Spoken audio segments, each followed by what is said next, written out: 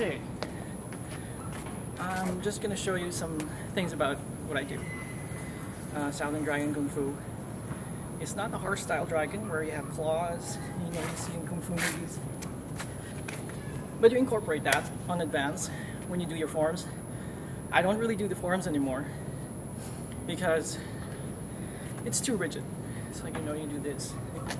You have to put one leg forward and, you know, coordinate with the arms and stuff like that in order to do the technique properly and not practical in a real combat sense.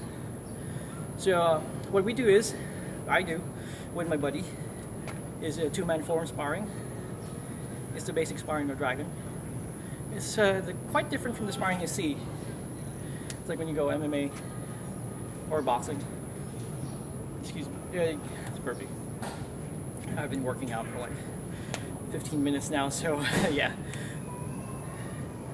So there, dragon is mostly circular motion, palms.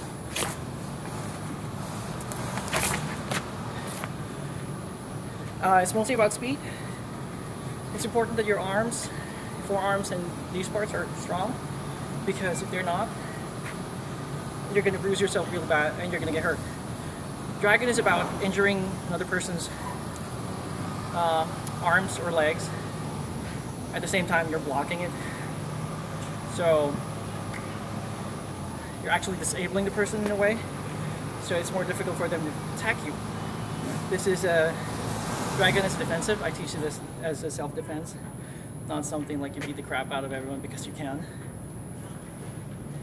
Basic dragon form is side A, down. This is what my buddy is learning. Side B, up.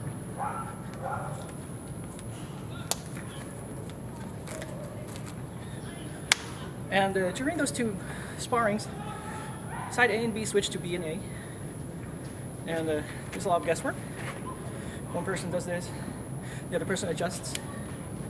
So later on, when you do advance will be here, here, or here. Other side, you have one from below. This is for the groin area. You have low kicks as well. Blocks are simple. So basically, it's just another martial art that you see everywhere else with a more fluid form. I mean, you don't have to put up your arms and, like, you know, you have to distance yourself.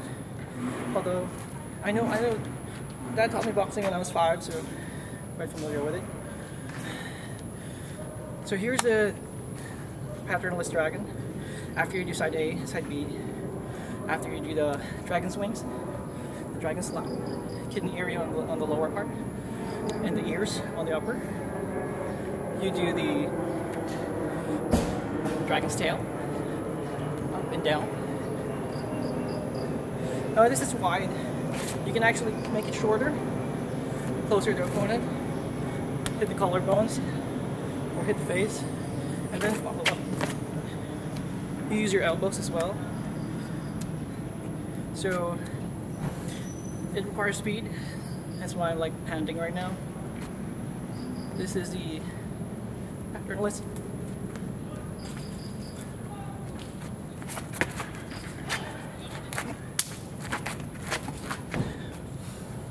Now, it looks like, you know, you're not moving around. You're very static. Well, in order to do those wide movements, circular movements, you need your whole body's momentum. You need to move your body and the leg with it in power. And it's actually useful when walking around because you just carry a pen.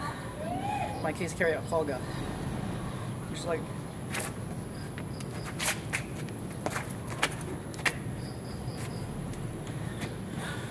it's simple. You can defend yourself and walk away. You don't have to hurt someone really bad. Okay, after this I'm gonna do the, if I still have the light, because it's like 6 o'clock, 5:30 or so, I'm gonna show you how I harden my forearms using a traditional technique. My buddies and I did this like a decade ago. Usually there are 2 people, but right now it's just me. My buddy wants to learn side A, side B, but the hardening not so much. So I'm gonna do this with a tree. Okay, be right back. I'm gonna review this one.